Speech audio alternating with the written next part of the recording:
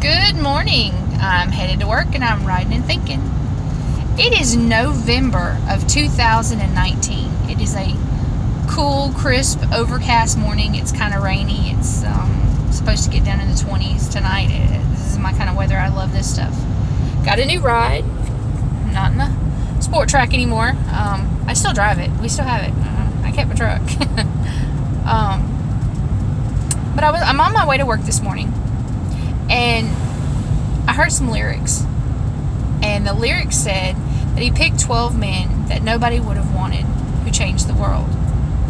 And it reminded me of a sermon that I heard several years ago that I didn't care for.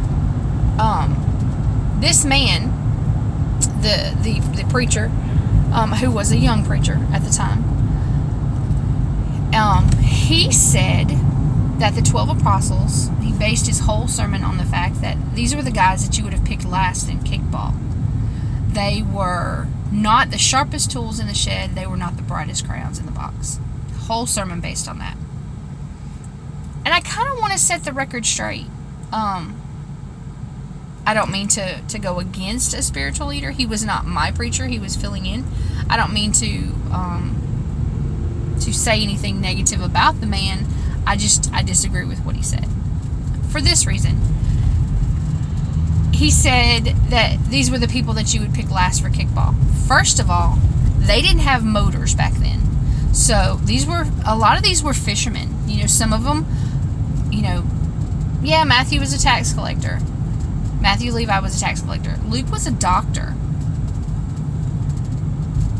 In tax collecting, even if you don't like the profession, you have to be kind of smart. Of course, being a doctor, you have to be smart.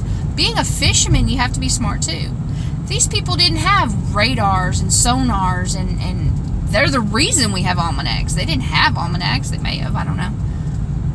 But they didn't get up and check the weather and then get in their motorboat and scoot out there to the middle of the ocean and drop sonar and catch fish. No, these men had to do it the old way. They had to row these heavy boats out there. And these boats couldn't be just flimsy little boats, because when they came back, they were going to have to be loaded with fish. They didn't just go and catch 20, 30, 50 fish. We're talking these men had to cast nets and pull them in to the point where the nets were ripping. These men had to pull in hundreds of fish. And one fish weighs a couple pounds, but several fish weighs a bunch of pounds. I'm sorry, I kind of lost my train of thought there. I'm pulling in my parking lot. But the point I'm trying to make is they had to know about pre-existing weather patterns, so they had to be smart. They had to be proactive. They had to be strong physically and mentally. These people, sometimes when they went out on their boats, they didn't just get on the boat in the morning and go out there and catch fish and come back by dinner time. Sometimes they were out there for a pretty good while. Sometimes they had to travel a pretty good distance.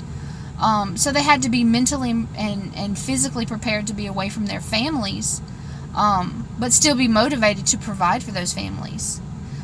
We're family oriented most of the time in modern cultures, but when you stop and think about it, if you had to go, not necessarily that they did, but just imagine that you had to go 6 months without seeing your family, would you still be motivated to provide for them?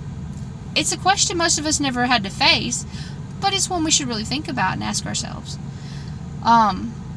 So as far as the 12 apostles being someone that you wouldn't want to pick in kickball, no, you would definitely want to pick them. They were smart, they were strong, they were fast.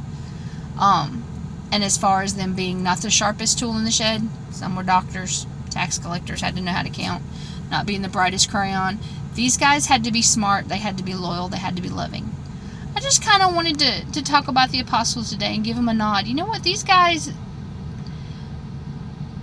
these 12 men put their lives on hold to change the world. That part of the song I do absolutely agree with. They did change the world. They followed a man. They didn't know that was Jesus to start with.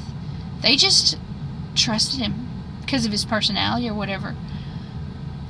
But they had to go out on tremendous faith. Just think about that. How wonderful is that? Go back and read the 4 Gospels. Go back and read the New Testament. And look at it from all the time that Paul was out sailing, which of course he's after the 12, but he wasn't married. He had to do that by himself. What kept him motivated? He didn't have Jesus directly to follow, but he stayed motivated. I think that looking at them, they're a lot more admirable than we want to give them credit for. These were some great men. God bless you. Have a good day.